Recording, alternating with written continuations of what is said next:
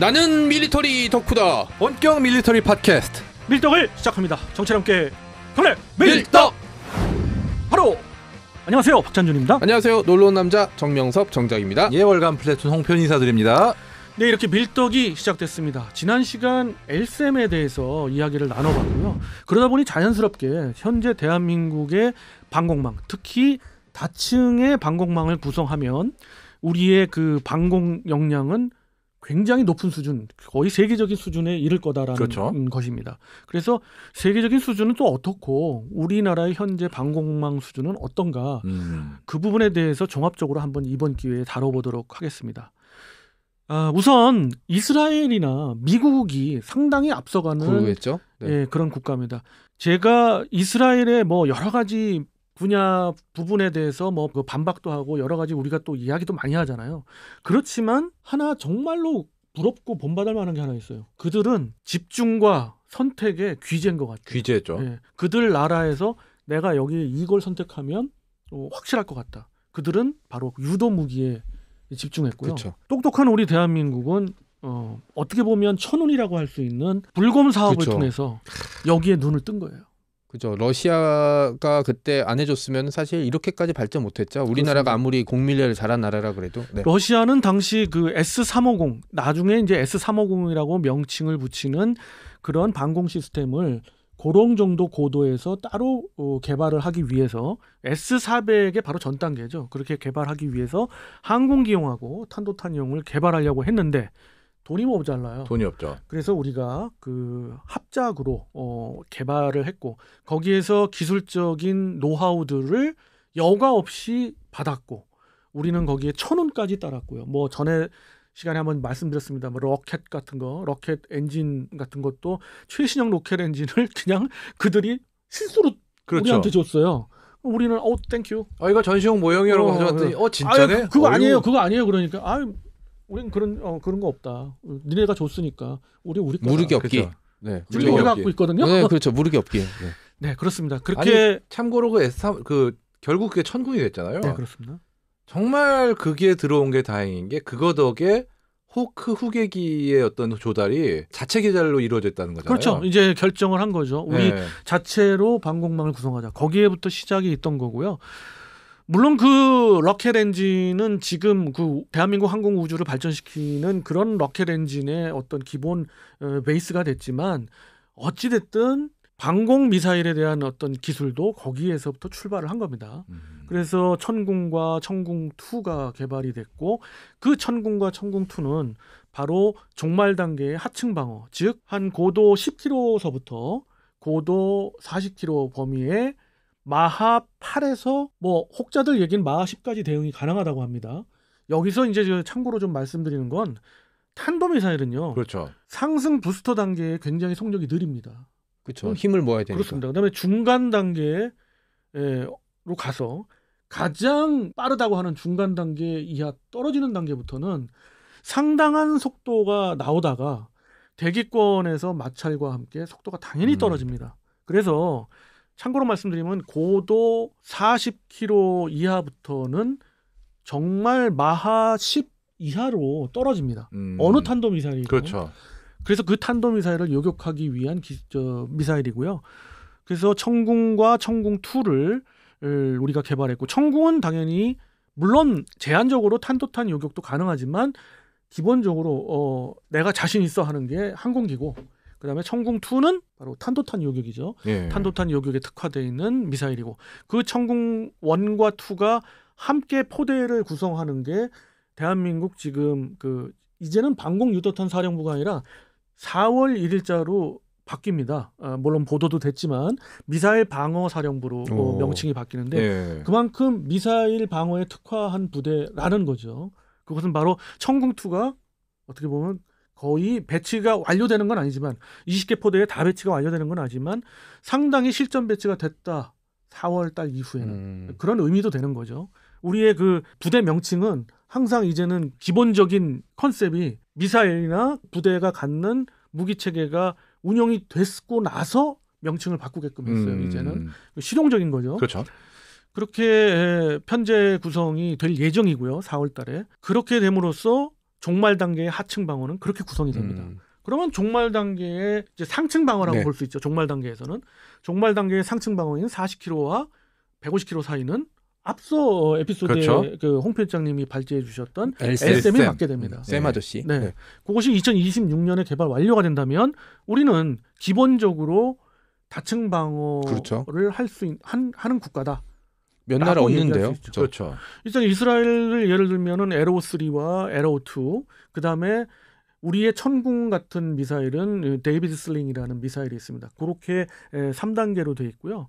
미국 같은 경우는 여러분들 정말 익히 들어서 아시지만은 사드가 고층 종말 단계의 고층 방어고, 그리고 종말 단계의 하층 방어는 패트리엇 3와 네. 패트리엇 2가 혼합된 그런 방공망을 구축하고 있죠. 그리고 이제 여기에 더 나가서 미국 같은 경우는 150km 이상 600, 700km까지의 고도를 커버할 수 있는 탄도미사일인 경우엔 중간 단계를 요격하는 거고, 그 외에 인공위성 떠 있는 적의 인공위성 그 뭐 정찰 위성들이죠. 정찰 위성들이나 유도할 수 있는 기능을 갖고 있는 전략 위성들을 격파시킬 수 있는 그런 방공 미사일을 개발하고 있죠.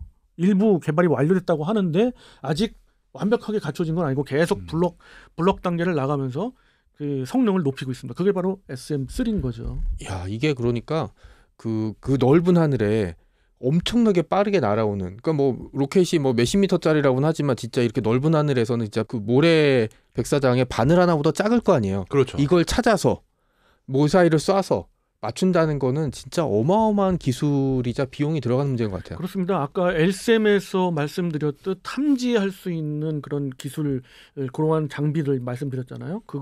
그거를 쫓아가기 위한 자세 제어를 하기 위한 그런 기술들 말씀드렸고, 그것을 정확하게 유도해서 맞춘다는 거는 정말 어렵죠. 그렇죠. 이게 그러니까 대한민국이 몇 안 되는 나라 중에 그렇게 할 수 있는 몇 안 되는 나라 중 하나로 갈 수 있다는 거는 정말 제가 요즘 저 심심하면 보는 게 옛날 사진들이거든요. 60년대, 70년대 막 이런 흑백 사진들 보는데 진짜 그때 생각하면은 정말 그때는 뭐 하늘에 뭐 날라오면 이제 돌멩이 던져야 됐을 시절이었는데 그렇습니다. 예, 그렇고 6, 70년대면은 진짜 우리나라 방공을 미국한테 사정상에서 얻어든 호크나 나이키 이런 걸로 한 건 시대인데, 그렇죠. 70년대까지도 사실 그런 미사일들 우리가 운영 못했어요. 그렇죠. 주한미군 운영했지. 그에다가 그네들이 철수하면서 간신히 받아서 쓰기 시작한 거예요, 우리가. 솔직히 지금 와서 얘기지만 호크 같은 경우 명중률 60%가 채 안 된다고 그러더라고요. 실질적으로는. 그래요? 그나마 호크는 그래도 사격 훈련 때는 백발백중이었는데, 나이키는 훈련 때조차 표적을 맞출지 어떨지를 장담을 못하는 경우가 많았다고 그러더라고요. 그리고 나이키 같은 경우는 지대지 미사일에서 지대공 버전으로 또 발전한 거기 때문에 특히나 더 나이키에 대한, 또는 이제 그 반대가 될 수도 있고 지대공이었다가 지대지도 되지만 한 시대가 훨씬 지난 그런 미사일이기 때문에. 그걸 언제까지 썼더라 진짜. 야, 진짜 정말 오래 썼죠, 나이키는. 그렇죠. 2000년대 초반에 이제 드디어 퇴역을 시킨 거죠. 그러니까 최근에 그런 미사일들의 이제 어떤 뭐 최종 단계는 아니지만 개발이 어느 단계에 이르렀다는 보도가 계속 나오고 있는 거는 이제 일정대로 잘 가고 있다. 네, 가고 그다음 있고 제가 보기에는 몇 안 되는 대한민국의 자랑거리입니다. 그렇죠. 물론 천궁2도 수출을 했지만 수출 계약에 사인이 됐지만 뭐 여러 가지 좀 지금 다른 이야기도 들립니다만 어찌 됐든 천궁2라는 게 개발이 됐고, 그다음에 이제 좀 비교를 조금 더 한다면 이 방공 분야에서 사실 미국과 이스라엘을 뛰어넘는 게 사실은 러시아죠. 그렇죠. 사실은 그렇죠. 예, 왜냐하면 러시아는 이 분야에 있어서만큼 굉장히 두려움을 갖고 있었거든요. 특히 미국의 어떤 그 공군력에 대해서 상당한 부담을 갖고 있었기 때문에 아주 오래전부터 이 기술이 발전을 시킬 수밖에 없었고, 지금 현재 최신형 러시아의 방공망은 아까 같은 그 다층 방어로 설명드린다면 이렇습니다. 우리나라의 천궁과 천궁2에 비견될 수 있는 것이 S300과 S350 그런 시스템들입니다. 그리고 우리의 LSM과 비교될 만한 것이 요즘 수출도 좀 되고 있는 S400 시리즈입니다. 여러분들이 조금 간과하는 부분은 S400 시리즈라고 그래서 항공기용이 없느냐? LSM처럼 아니거든요. 당연히 예. 항공기용이 있습니다. 그렇게 항공기용과 대탄도탄용이 같이 있는 그런 시스템입니다. 그리고 이제 미국의 같은 경우 그 SM3에 버금가는 게 러시아에서 이제 최근에 이제 배치하기 시작한 S-500입니다. 그래서 그러한 것들이 지금 다시 또 우크라이나 러시아 얘기를 좀 안 드릴 수가 없는데 우크라이나 러시아의 접경에 전진 배치를 했다고 합니다. 특히 S-400은 전진 배치를 그렇죠. 한 게 확인되는데 그렇기 때문에 사실 우크라이나 공군이 아직까지 살아있다고 하더라도 굉장히 제한적으로 활동할 수밖에 없는 요인 중에 하나가 되거든요. 그래서 이렇게 방공 분야는 중요하다. 그리고 우리의 하늘 영공을 지킬 수 있는 그런 힘이 될 수 있다. 실질적인 힘이 될 수 있다 해서 예. 대한민국은 이런 다층 방어의 성공 바로 전 단계까지 왔기 때문에 여러분들 듣는 청취자 여러분들이 자부심을 가질 수도 있는 분야입니다. 진짜 그 엘셈의 별명 하나 제가 제안해도 되나요? 하시죠. 주몽 어떻습니까? 주몽. 네, 이거 명사수란 뜻이거든요. 활로? 사실 아, 활처럼? 네, 어쨌든 현무, 현궁 이렇게 얘기를 썼으니까. 생각해보니까 진짜 어. 그래 다 활이네요. 우리나라 미사일 이름이 무슨 그리고 신궁, 현궁, 천궁. 저 이스라엘도 데이비드 슬링이라는 게 그 다윗의 그 돌 그렇죠. 예, 예, 그렇죠. 예. 그걸로 골리앗을 쓰러뜨렸으니까 사실 그런 의미가 있겠죠. 그 미사일을 그 골리앗처럼 날아온 미사일을 이 슬링으로 떨어뜨리겠다. 아니 따지고 그러면- 보니까 에로네요. 아예 이스라엘 그죠. 지금 네네. 예, 에로도 있네요. 아예 분명 대놓고. 우리 그 밀떡 그 방사청에서 열심히 듣고 계시는 걸로 알고 있거든요. 네. 그러니까 우리 정 작가님 네. 제안을 하시죠. 야 이건 뭐, 이거는 공식적으로. 굉장히 말이 되는 제안이에요. 감사합니다. 웃자고 한 얘기가 아니라 진짜 이거는. 그러니까 와. 이게 뭐냐면 사실 이게 개발돼서 실전에 쓰여진다는 건 되게 불행한 일이에요. 어떻게 그죠. 보면. 아니 그죠. 오늘 놀러 온 남자가 좀 달리 보이네요. 네, 그러니까 주몽.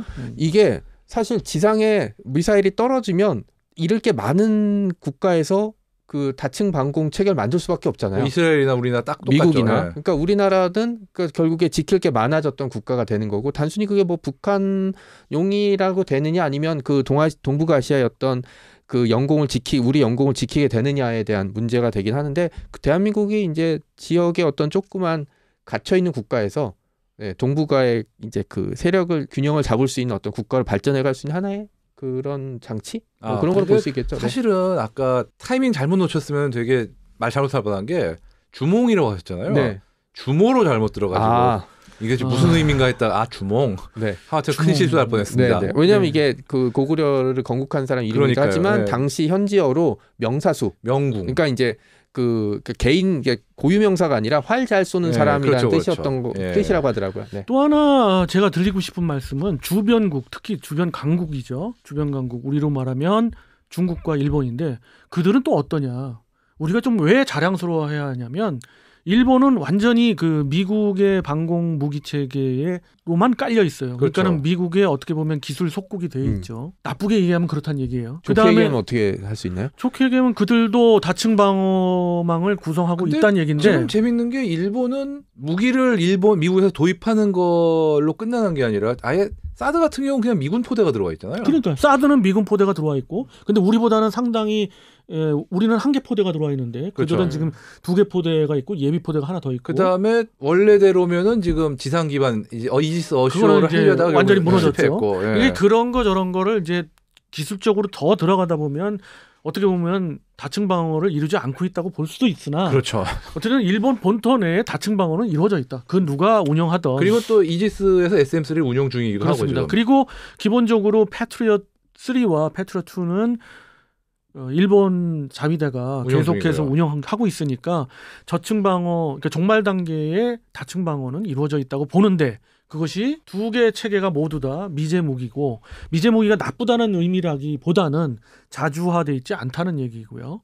또 중국을 보셔요. 중국은 그들의 어떤 방공 무기 체계가 없잖아요. 아직까지는 다 러시아에 네, 수입하고 그래서 있죠. S400을 지금 수입하고 있는데 S400 포대를 상당히 늘린다고는 합니다만은 거대한 중국 영토를 모두 커버할 수가 없어요. 지금 이번 사태를 계기로 고립돼가는 러시아한테 후려치게 하겠네요, 가격.